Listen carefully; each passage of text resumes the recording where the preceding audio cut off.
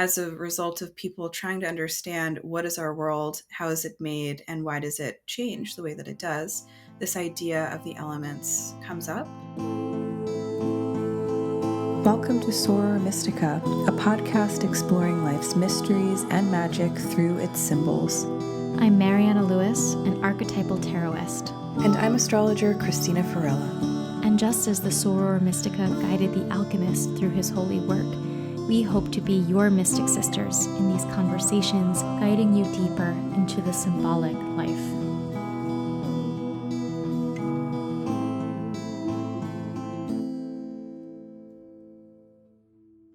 Hello, everyone, and welcome to another episode of Soror Mystica. We're here today to talk about the Quaternity of the elements. And so I'm excited to open this up because elements are relevant to tarot and astrology in different ways, but they're also really important in alchemy and in witchcraft, and they're sort of, I would say, forgotten or tucked away as symbols unto themselves. And so we're here to kind of shine a little bit of a light around the four elements and what they can bring us.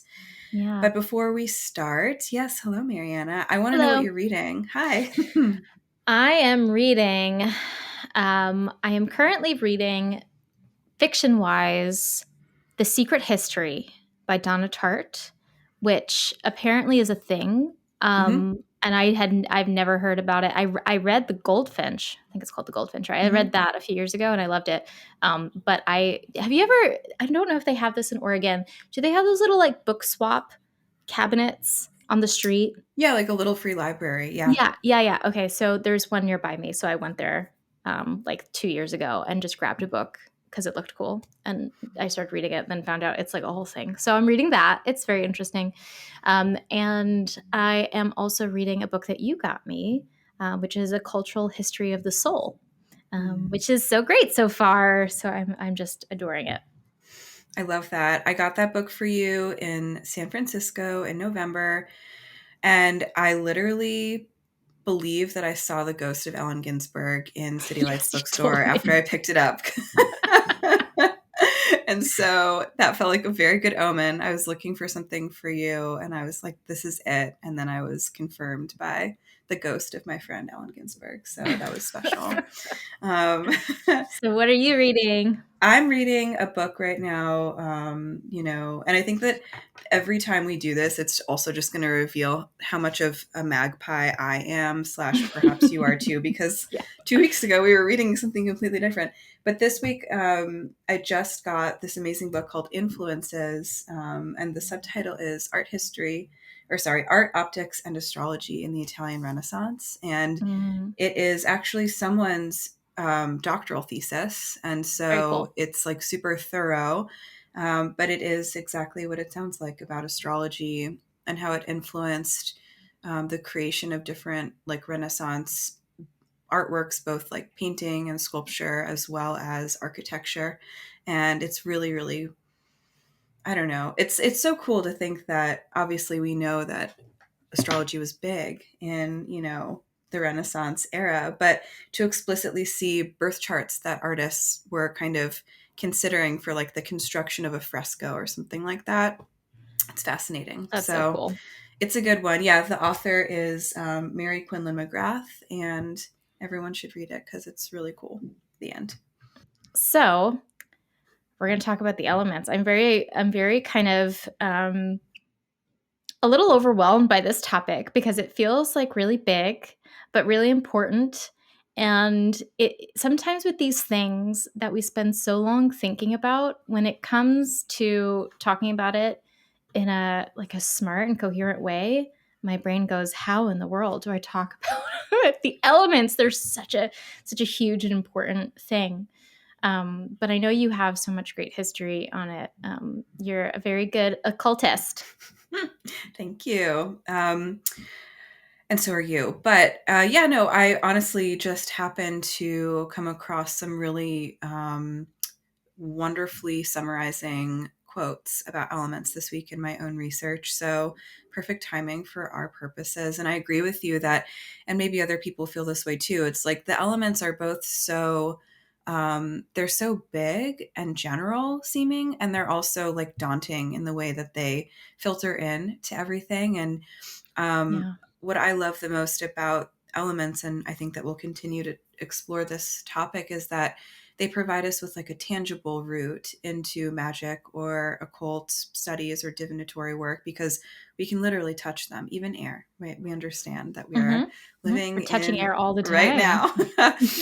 And so I know we're gonna figure it out together. I'm gonna dive in with my kind of description of how the elements came about, and maybe that'll be a good starting point for us to open this up.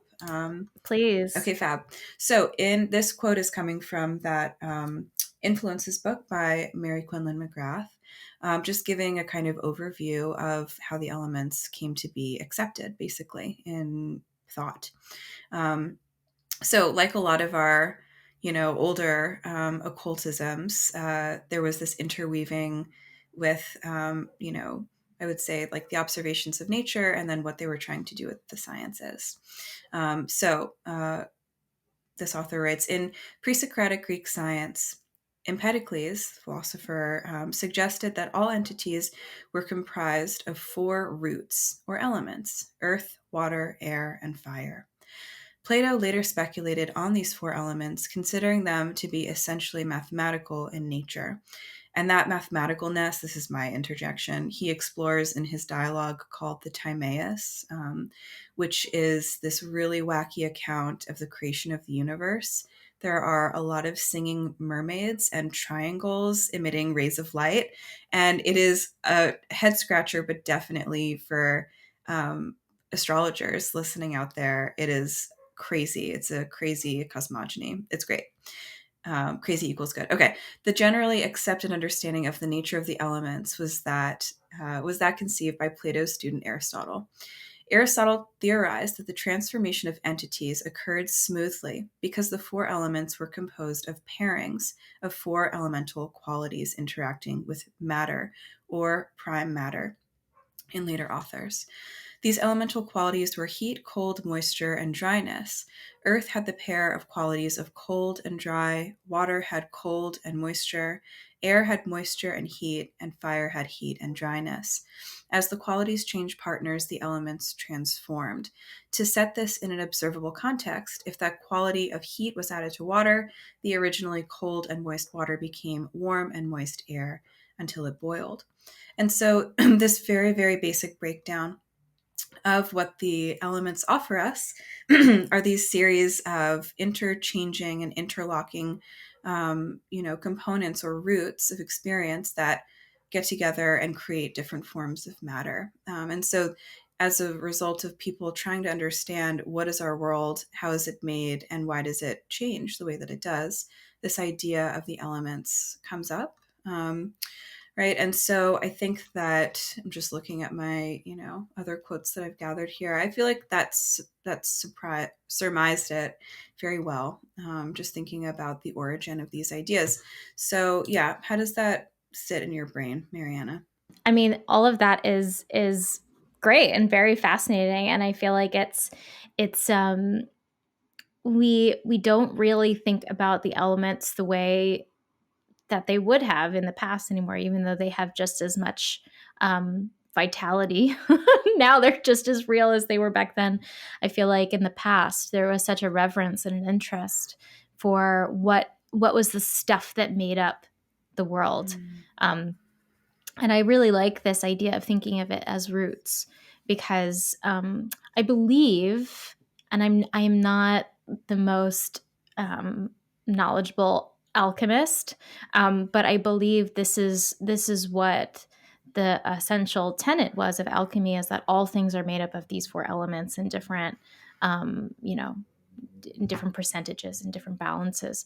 And so I think that we have kind of lost a little bit of that connection to these elements, but also, I mean, we're not in, the 8th century in Europe anymore, where we're trying to figure out how to rebalance our humors so that we can stop being sad.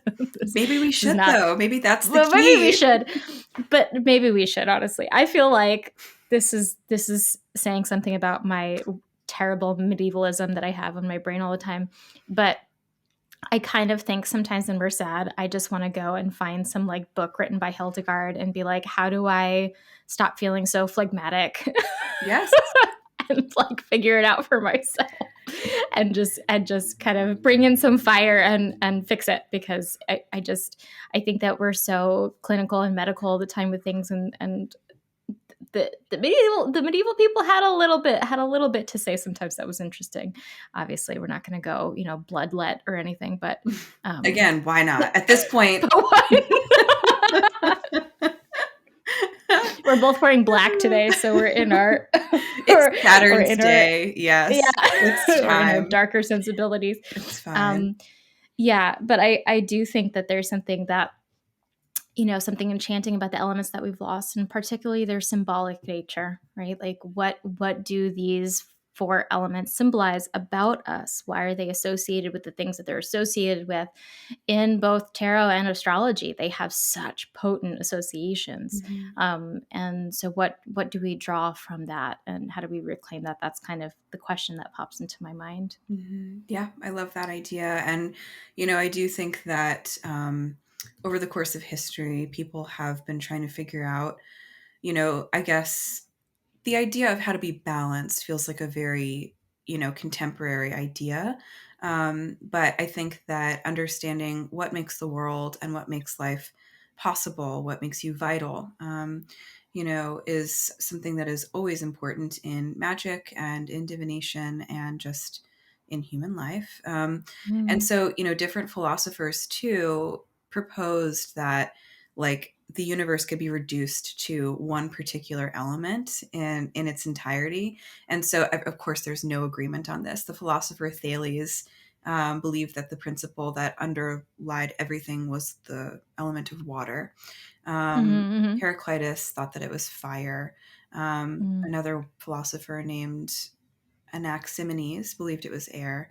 Right. And so like there's just no agreement, but it is something that is completely debated and thought about quite a bit over the course of history. Yeah. So, and I think that, I have a lot of ideas about astrology and the elements, especially when it comes to thinking about like balancing the chart or remediating the chart, which we can get into a little bit later. But, I'm, for example, Capricorn rising. We were just joking about Saturn and a dark sense of humor. My chart, ruler is Saturn, and he's perfectly conjunct my ascendant. And so I might have like a Saturnine sort of heaviness in my chart. So you would be melancholic. Yes, so Saturn, yes, is melancholic, black bile, like literally tendencies to be preoccupied with suffering, thinking about death. It is all pretty much in that zone. And so it's interesting to look at our charts and see what's a kind of missing element and what is, what's really, really present, and then try to seek balance there. But so before we dive into specifics, let's keep exploring like what even goes on with elements. What do we think about them? I think that one of the things that's interesting that I is so Jungian about the elements is, and something that inspired this episode is their nature as a quaternity, which is a very hard word to say and a harder word to spell. I spell it wrong every time I write it, and then whatever program I'm using is like, it's spelled wrong, and then I try to spell it 4 different ways, and they're always like, it's still wrong, and I'm like, I don't think we all have a word like that that we just cannot for the life of us get right. I totally have like 2 or 3. I also can't spell. I don't. Stop! I don't know if you know don't say that. Me. That's ridiculous. No, I failed every spelling test until I was in 6th grade. Wow. I don't think I ever passed a spelling test. I never got above a 50. Anyway, and then I went to Catholic school, and they whipped that right out of me. Up. Yeah, Jesus. They really did. But yeah, so the quaternity nature of the elements is so powerful because we have this 4-foldedness, this 4-ness. And I think that the 4 archetypally is a very significant number. In Jungian theory, it's the number of wholeness, because everywhere. Jung was very interested in collecting mythologies and symbols from many different cultures, and he found over and over again this fourness. There's always something about the four. In a lot of indigenous Native American mythology, there's the four corners, the four directions. There's obviously the four elements. There's the four humors. There's the four limbs. There's all these things come in fourness. And so we have this idea that if we have these four different points, four corners of a square, right, then there is a completion, there is a wholeness in the experience. And so I think that that's something that the elements represent the most like primordial feature of that quaternity, because we have literally water, air, fire, and earth. They complete something. They complete the ordered universe. They complete our experience of matter, but at the same time, they complete some kind of experience in psyche. And I think that that's what's really interesting and what motivated so much of the occult interest in the elements and the alchemical interest too, because alchemy was a real worked science, but at the same time, it was completely psychological. Mm-hmm. I very much believe that. So interesting. Yeah. Yeah.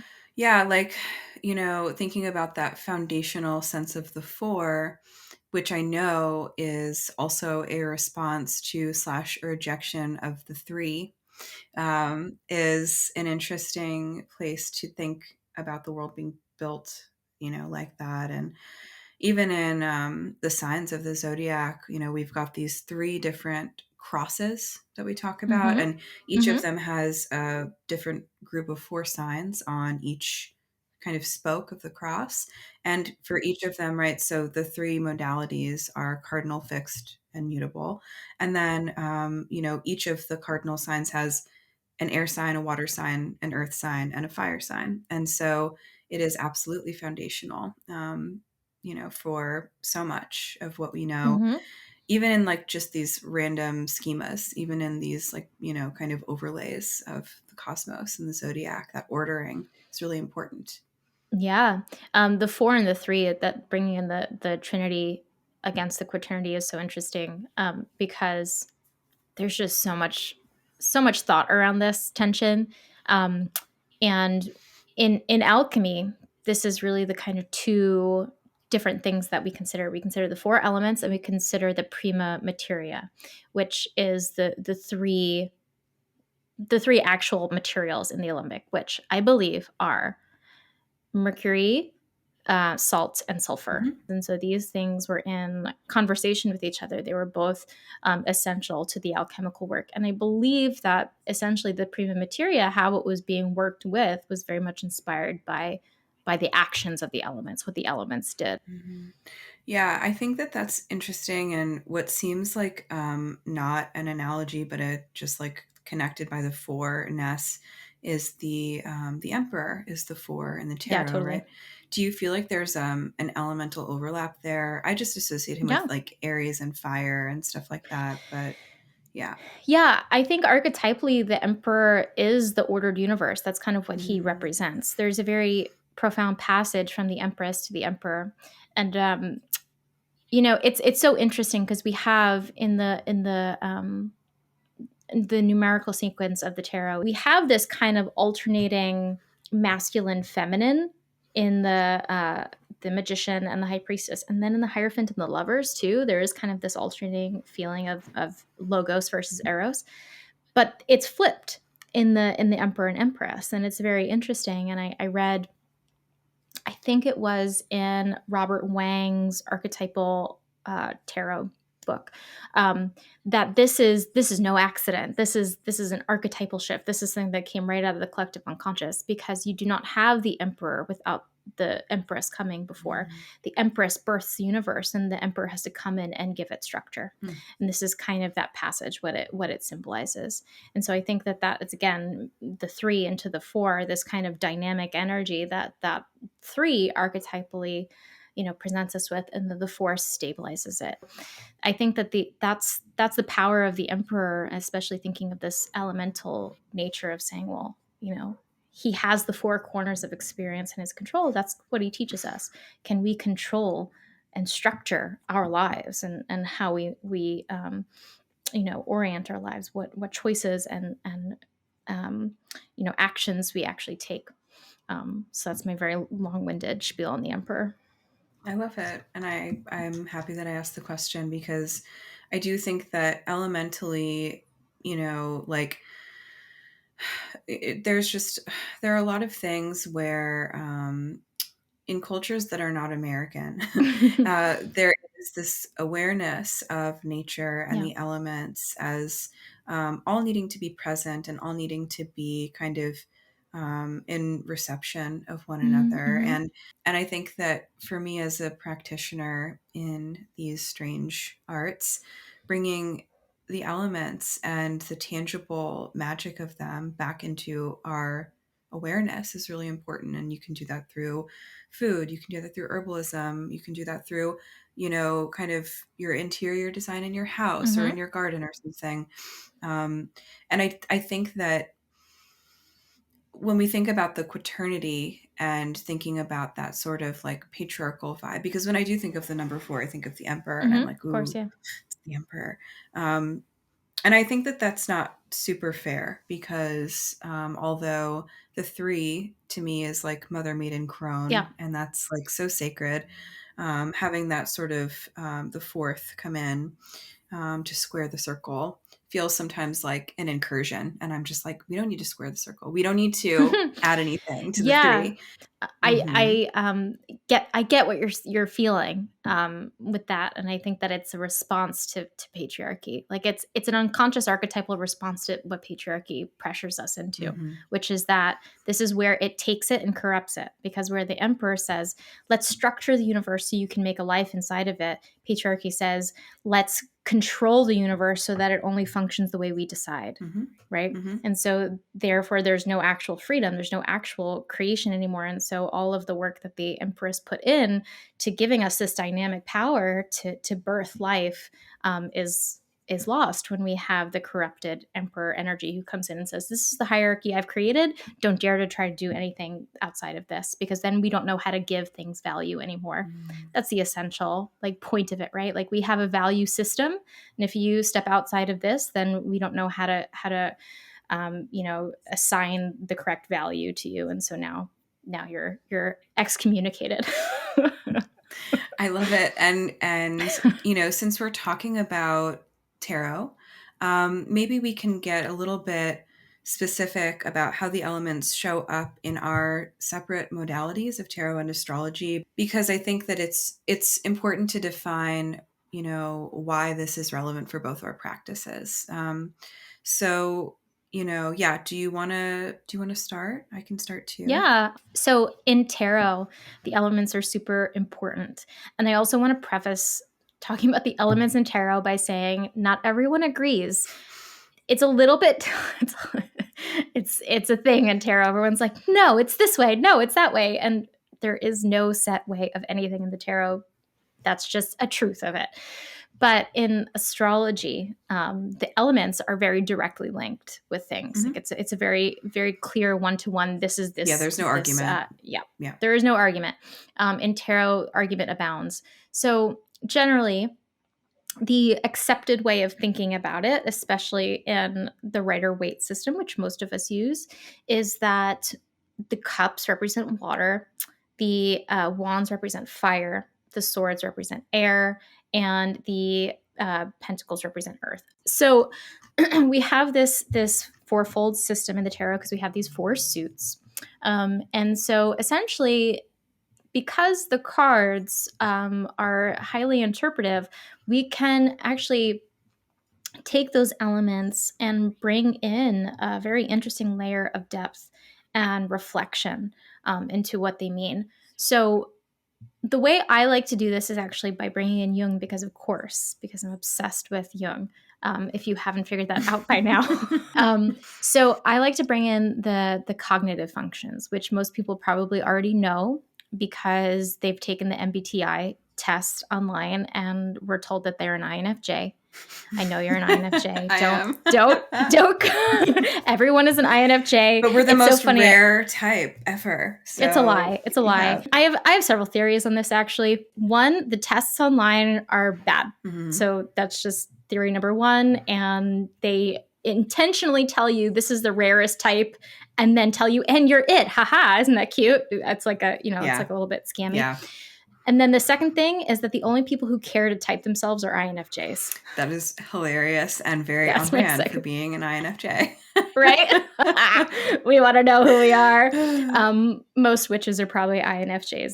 This is just my theory. So we flock together. We like each other. But then also secretly hate each other because you're like, only I am this special thing. You can't be special too. Anyway.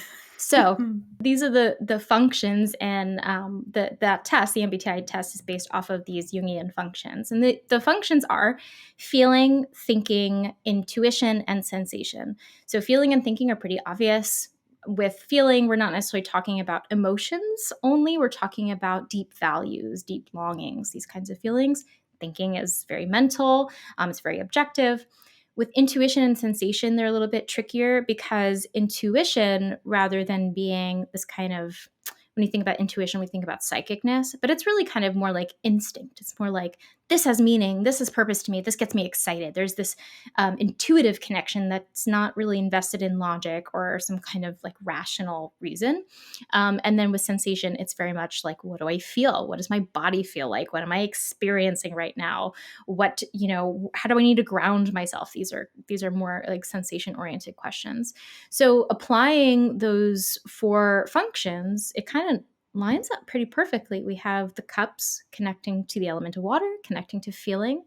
And then we have the swords connecting to air, connecting to thinking. And then we have the wands connecting to fire, connecting to intuition. And then the pentacles connecting to earth, connecting to sensation. And so it just feels like it goes together pretty neatly. I did not make this up myself. These are ideas that are already kind of out there. But I think that this has helped a lot in my tarot work and my tarot teaching, because when we think about, let's say, take the question of the 6 of Cups, which is a card that a lot of people struggle with. It's kind of a little bit confusing. So if we apply the water element to it, I mean, in the image of the card, the Rider-Waite image, we have 2 children. One's a little bit older, and they're passing these cups back and forth kind of, or just like holding them, and there's like flowers growing in them. So it looks very sweet. We often think of this card as being about memory, nostalgia, these sorts of things, because like it looks like we're looking backwards at our childhood sort of thing.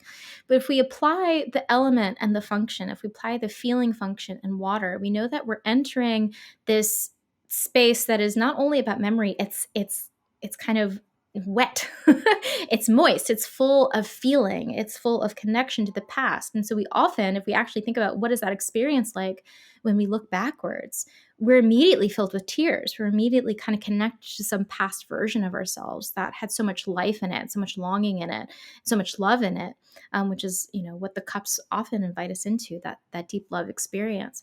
And so I think that can just kind of applying these elemental, lenses connected through those functions in particular really helps bring depth and nuance to the cards, especially those minor arcana, and in particular the court cards, because they suck. So let's get every ounce of help we can.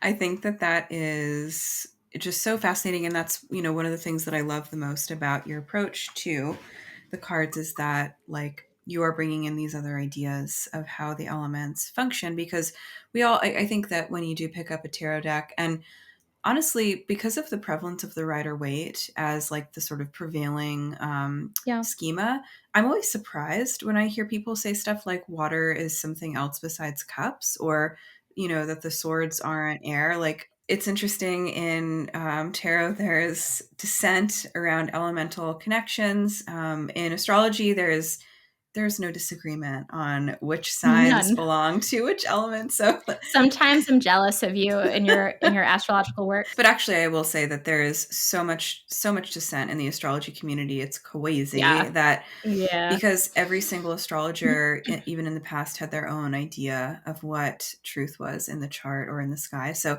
there is a lot of infighting, but elemental correspondences are not the thing that people kind of fall apart over. So in astrology, we have elements that are connected to the signs primarily. And so I spoke briefly before about the modalities, thinking about how there's a cardinal modality, fixed and immutable modality. And for each of those modalities, say it 1,000 times, there's one of each sign, connected to those crosses of matter, basically.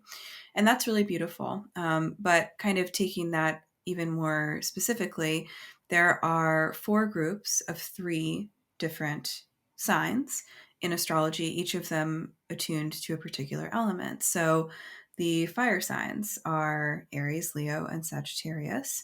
They're definitely kind of connected with the ideas of action, bravery, hot-headedness.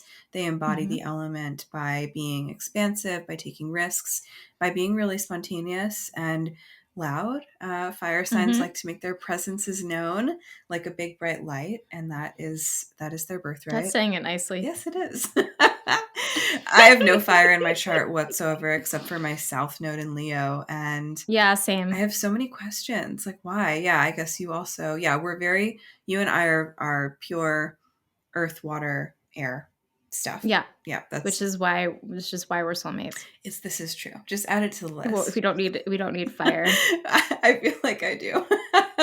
I think I do. And actually, I want to talk about what to do when we have a missing element in the chart. But before I do that, complete this thought. So, fire signs are Aries, Leo, Sagittarius. The water signs are going to be Cancer, Scorpio, Pisces. They are more internal. They're more nocturnal. They're contemplative. They're emotionally sensing.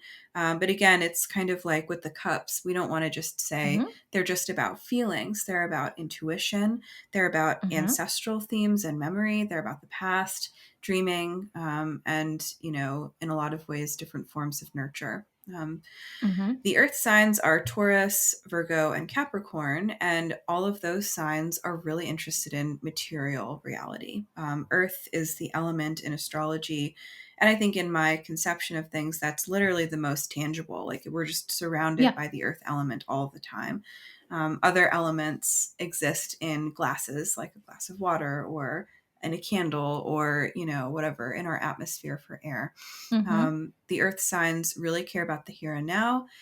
They're very practical. They're very, very tactile, very sensing, I would say. And I don't think that the phrase down to earth really sounds very magical, but it is, because with earth signs, we're rooted into the rhythms of literally the seasons and time itself. So that is my earth sign propaganda. And so the air signs are going to be Gemini, Libra, and Aquarius. They're all attuned to realms that are way more cerebral. And that doesn't mean that other signs are not cerebral, but with air signs, they are really moving through the realm of ideas first and foremost. And so we have, communication, intellectual questions, the cultivation of systems, the propagation of ideas in general, and the contemplation kind of aspect of life is connected to these elements.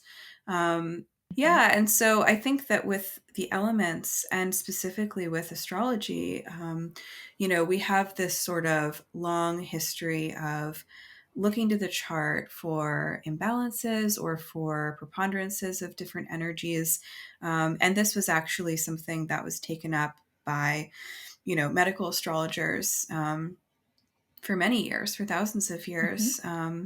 The physician Galen was the one who really perpetuated the idea of humoral theory. And, the 4 humors, which we've kind of hinted at a little bit, are like the 4 elements. And so I think that, in your work, how do you feel like the elements make themselves most useful or like most medicinal to you or your clients?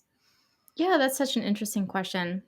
I think that I always try very hard to remember that when we're reading the tarot, I always encourage people to notice what elements or what functions are prominent and what are lacking, right? So if I see a reading where I have all sorts, I'm like, wow, we're really in this air element, and there's no pentacles, there's no real earth.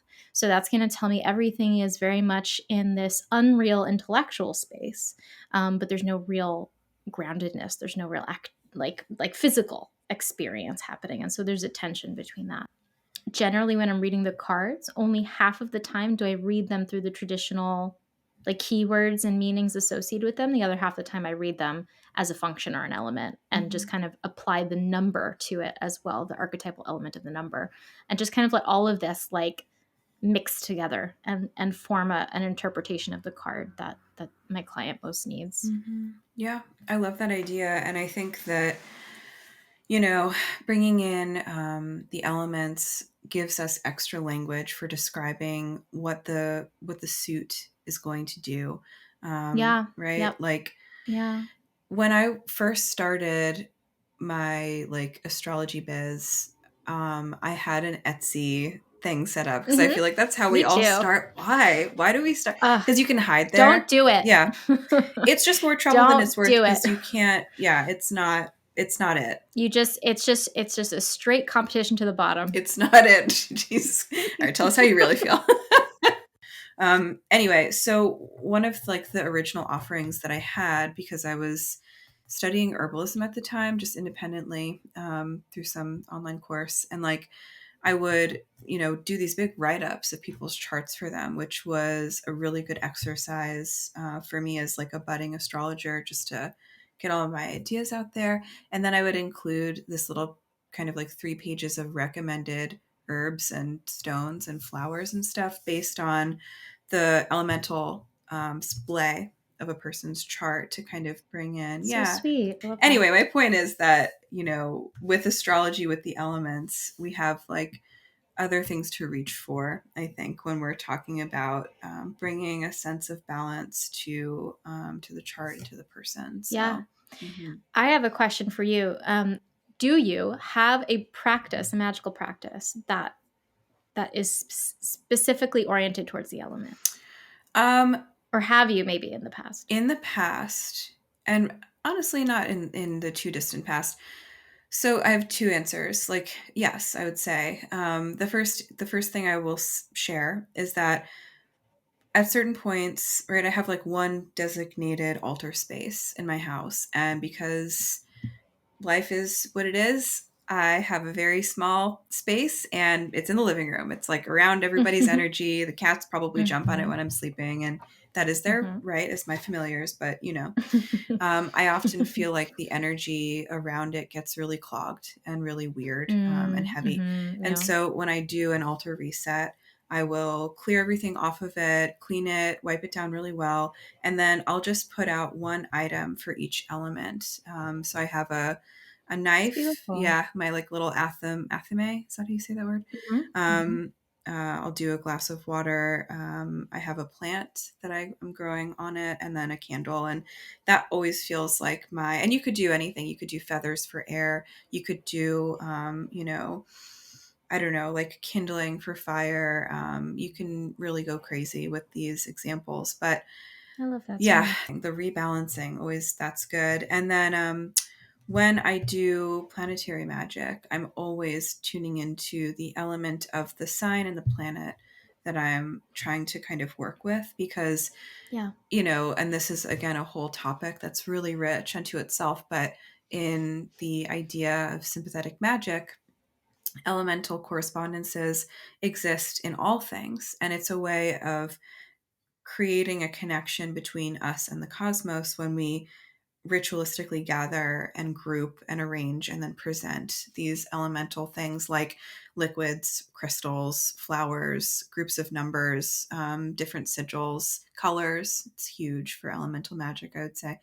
So yeah, it's all there, and it's important. Those are so pretty. I love that. You're always my go-to. Like, what magic things can I do? You're very good at coming up with them, or you're like a very excellent resource. So I love to be a resource. Love hearing what you do. Virgos love to help, so I'm helping. Sometimes too much. Yes, it's true. Too much Virgo help. Gotta tone it down. But no, I just I think that for me, like, again, with no fire in my chart, a good bit of air, a lot of earth and water, I kind of struggle staying present, I notice. And fire can be really centralizing and really, they can give you focus and give you bravery. I also think fire just gives you the balls to do stuff. Exactly. It's totally like, honestly, I'm leaping from this point and we'll see where we land. And I like to take risks like that too, but sometimes I get so in my own head. And so I remember a long time ago, I had a reading somewhere in Brooklyn. It was probably at Catland, actually. And the reader, was like, you have no fire in your chart. And so every day I want you to sit in meditation, however you do it, and hold something that becomes warm when you touch it. It could be a metal spoon, it could be a stone, it could be pottery. So interesting. And remind yourself of your own innate, like, warming abilities, because even though there's no fire in the chart, we still have the ability via the distribution of, like, bodily energy to tap into.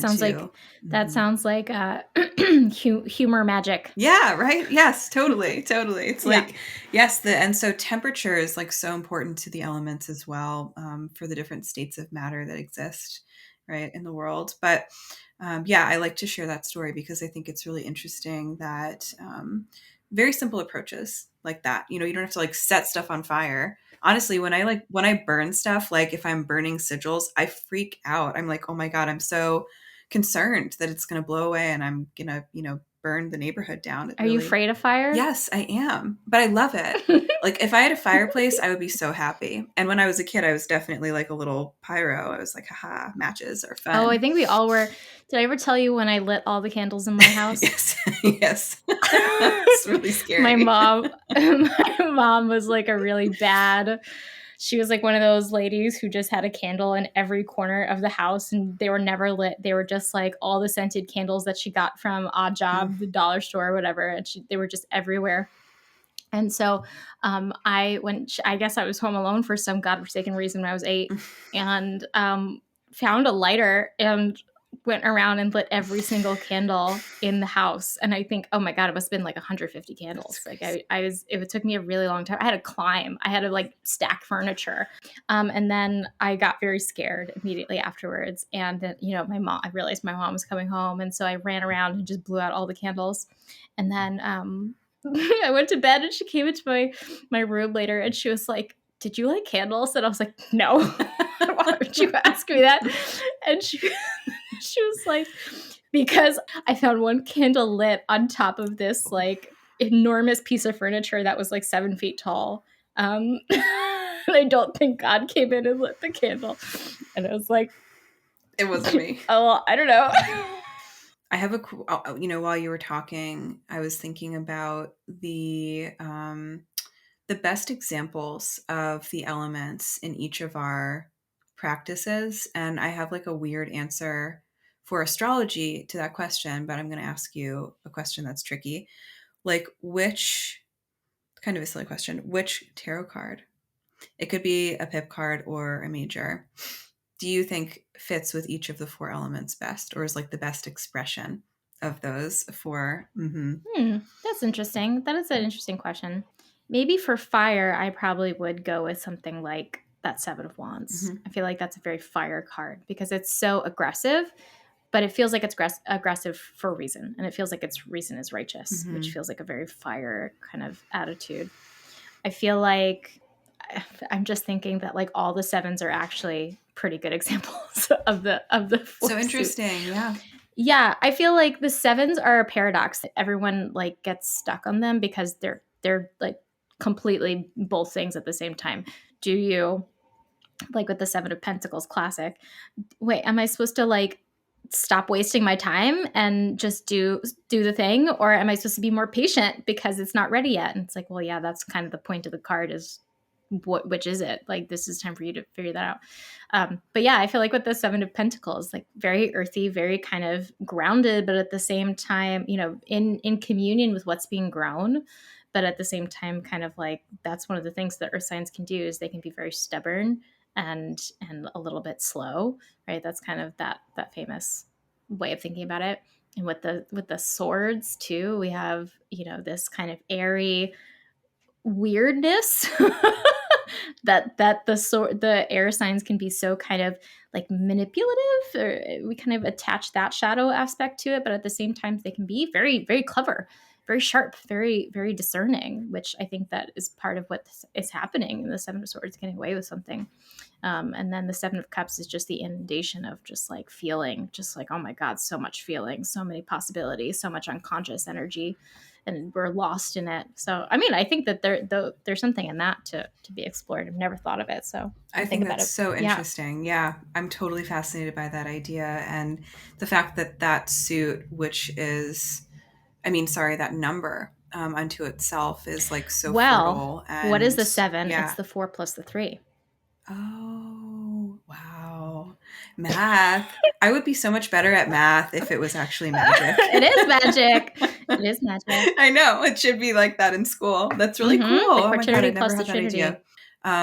I think that kind of like, you know, this is an impossible question to ask. And so I have like a sideways answer to my own question of what in astrology kind of depicts the elements best, or the 4 of them in their essences.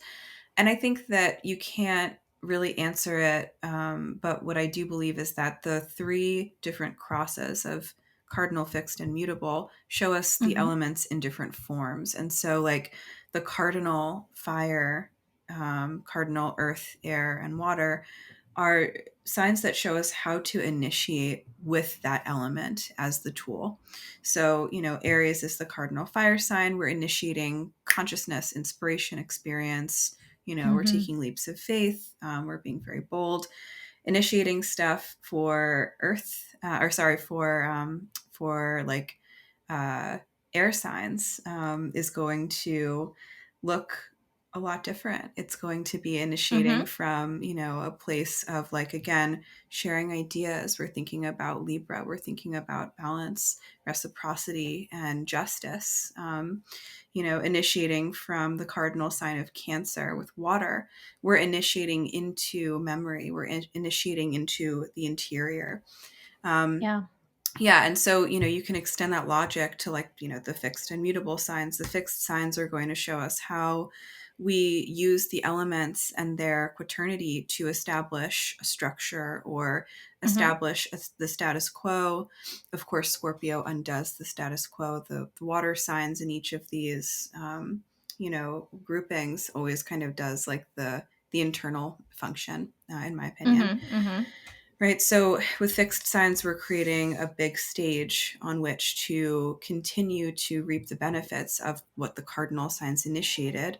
And then when we get to the mutable signs with the elements, we're being shown how to break down, process, digest, and maybe integrate with each of the elemental orientations. So that feels like a bigger article or conversation into itself, but maybe that's helpful for people to think about with elements and the signs in astrology. I love that. I love it so much. And I think it puts it in such a direct and sensible, but also enchanting way, which I think, you know, is a really great way to kind of think about all of these things. They're not just stuff to memorize and learn. They're stuff to kind of fall in love with.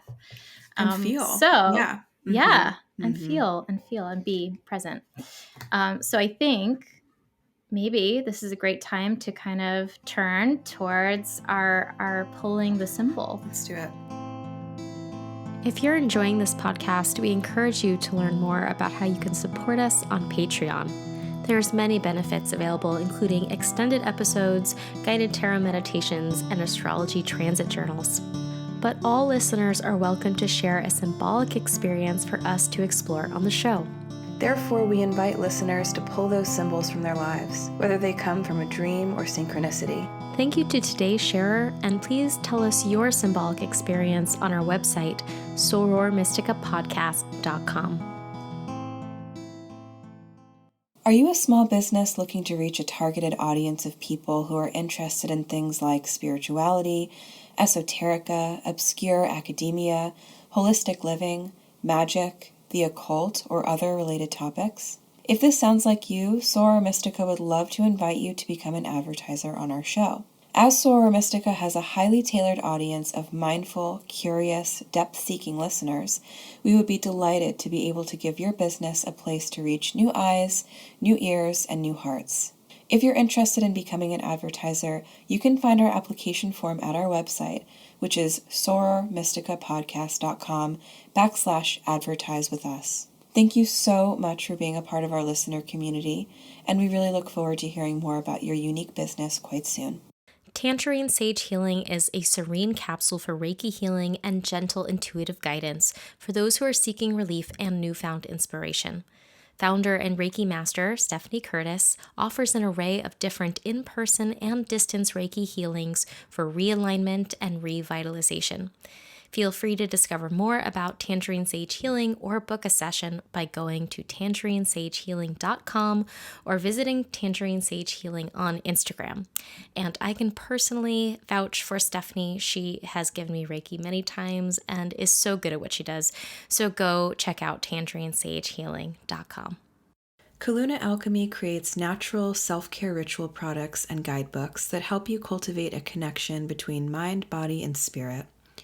With offerings that nurture authentic self-expression, Kaluna Alchemy's ritual tools always meet you exactly where you need to be met.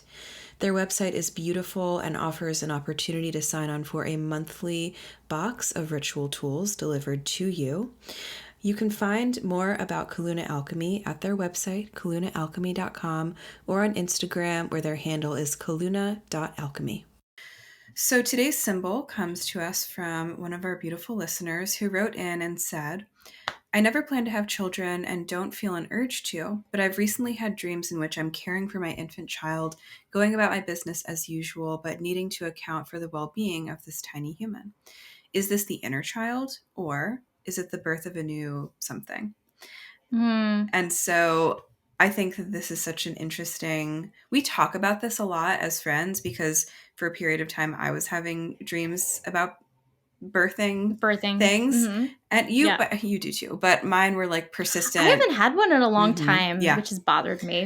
But I know, so me neither. Yeah. And we're gestating something, and I think that that's interesting. So, I guess to open up our listener symbol, obviously when we're dreaming, I think that it's important to remember that even though these literal symbols come up like, oh, I've had a baby, it doesn't necessarily mean that you want a child or you want to have a family. Yeah.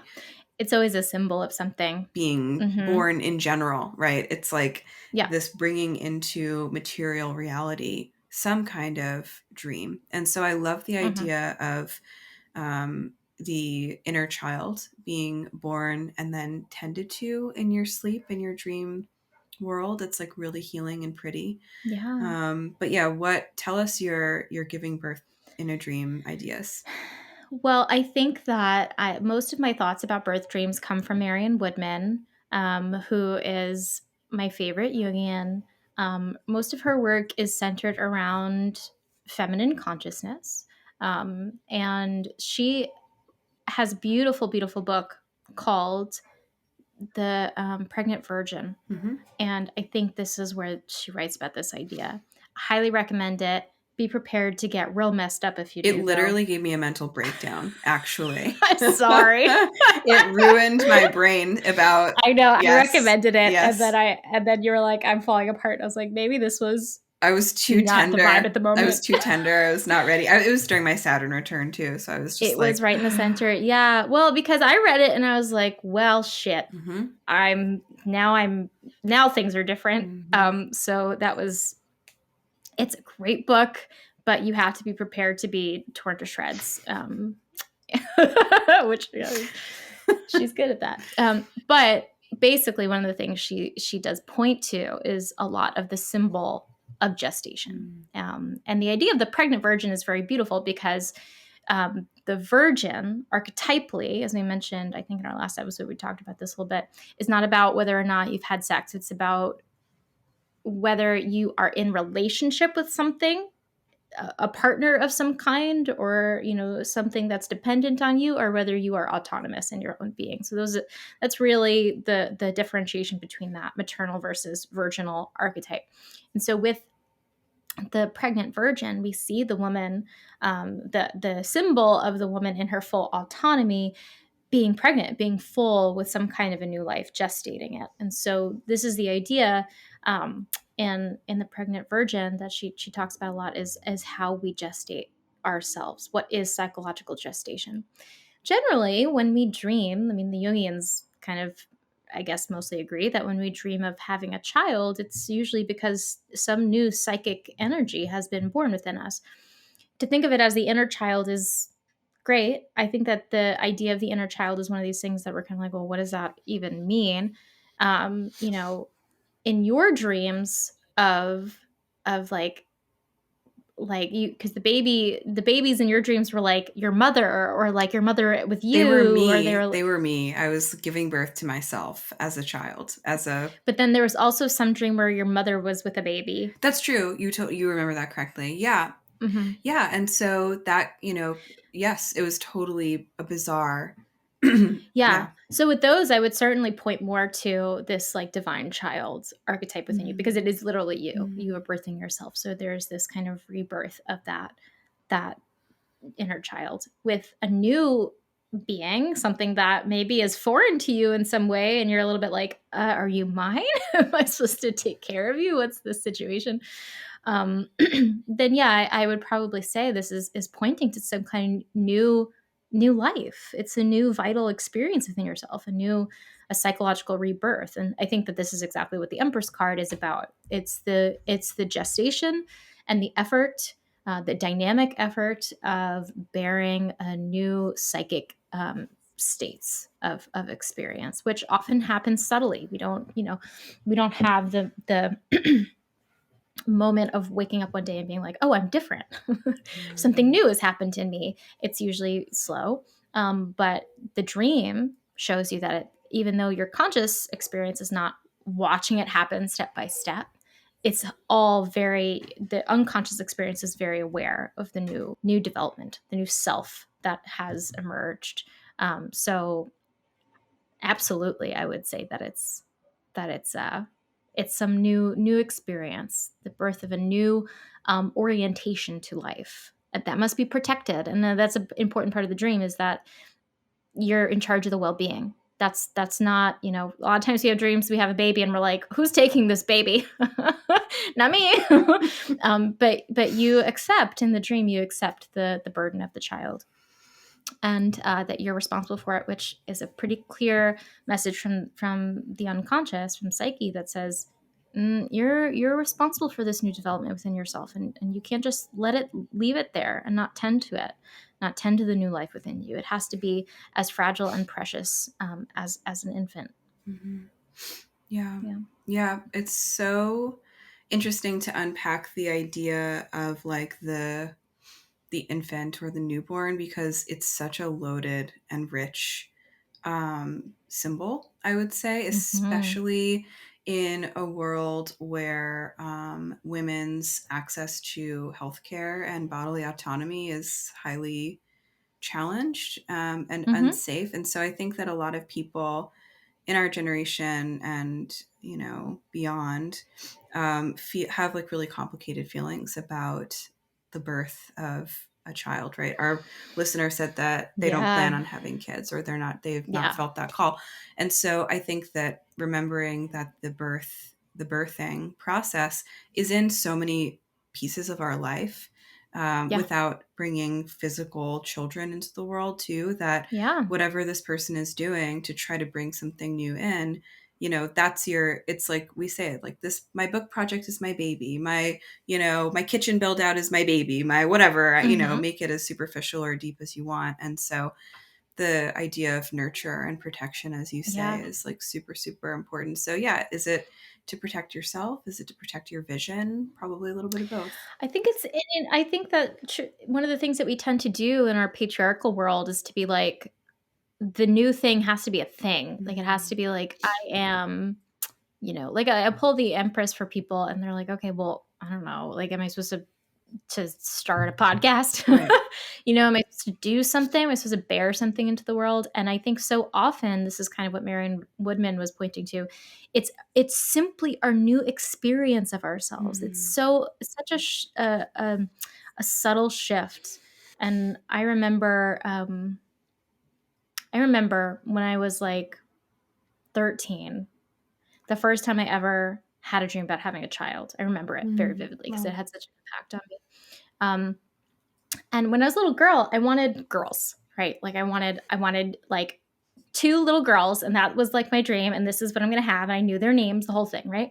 And then I had this dream that I gave birth to a son, and I was shocked and I was very alarmed because I was like, why is it a boy? Ew, boys, gross. I don't know what to do with this. And I didn't want it. I was, it was a child out. Obviously, I was having the dream. So it's also like, I'm not prepared for a baby. I don't know what to do. But I remember looking at it and at this baby and falling so incredibly and instantly in love with it. Sometimes I still feel a little bit like I actually had that baby and it's left somewhere in my unconscious and I like miss him sometimes. Right. And it was so important to me because I was a kid. I mean, nothing really what changed in my life, but I remember that dream being a very prominent moment as I transitioned from experiencing myself in one way, the childhood way, and then all of a sudden feeling like I'm myself. Like I define myself and things will happen to me that surprise me and I can bear something into the world that I don't really know how to relate to. And yet I can love it. And it's a very subtle, unconscious shift. But I remember that was right at that point in my life where I was like, no, I am who I am. I feel it. And that was what the baby symbolized. It was just this new connection to an orientation to life that surprised me. And I'm sure that, the Jungians would say there's an animus here. There's a new birth of this active principle and this spirit and all this stuff. And I'm sure all that's true. But it just meant that something new was here. And that was the point. Yeah, so beautifully put. And so, yeah, I think that for our listener, I hope that feels like a juicy sort of place to dig in. I would also keep an eye out for more baby dreams and more birthing dreams. Keep an eye out. Yep. And just a note, as Marion Woodman would tell you to do, go back 9 months and see what happened. I love that. Yes, it's such a practical, interesting, sympathetic connection. So what was gestating 9 months ago? Look at your transits, look at your astrological transits, look at your diary. And don't forget to take care of it. Got to feed that baby. Can't leave it walking around. You're in charge of it. So that's your responsibility. All right. So hope you enjoyed this weird and wild and beautiful episode that we had today. And don't forget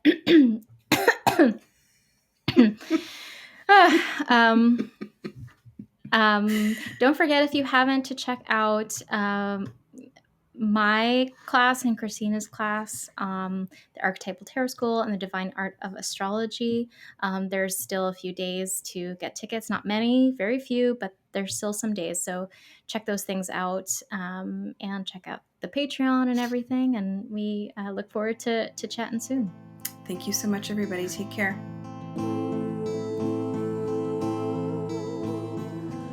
Thank you for joining us in our conversation today.